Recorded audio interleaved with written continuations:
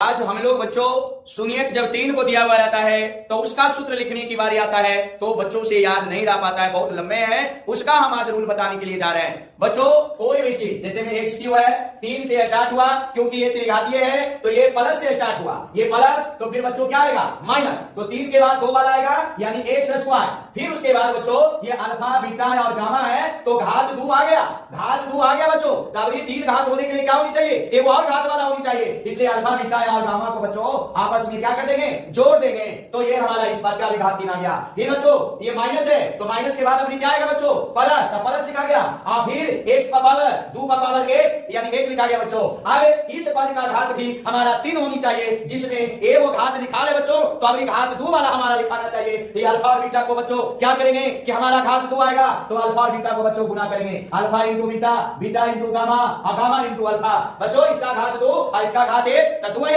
3 आ गया। फिर ये प्लस है बच्चों तो प्लस के बाद अब क्या लिखाएगा माइनस, तब माइनस लिखा गया और एक्स का पावर अभी यहाँ पर 1 था तो अभी कमेगा तो क्या हो जाएगा एक्स का पावर 0 बच्चों। तो किसी भी संख्या का पावर 0 होता है तो उसका मान 1 होता है। तब यहाँ पर भी जो लिखाएगा उसकी घात 3 होनी चाहिए। तो अल्फा बीटा और गामा को बच्चों क्या करेंगे कि घात हमारा 3 आ जाएगा, तो ये तीनों को बच्चों आपस में हम लोग गुना कर देंगे तो हमारा घात 3 आ जाएगा। ये तैयार हो गई त्रिघातीय बहुपद का हमारा सूत्र। क्या लिखा गया, घात 3 से स्टार्ट हुआ, एक चिन्ह की बात आया तो प्लस माइनस प्लस माइनस, घात की बात आया तो त्रिघातीय का जब सूत्र लिख रहे हैं तो प्रत्येक पद का घात बच्चों हमारा 3 होनी चाहिए, वही त्रिघातीय का सूत्र होता है। यही आप चैनल को सब्सक्राइब करें, अधिक से अधिक शेयर करें, लाइक करें।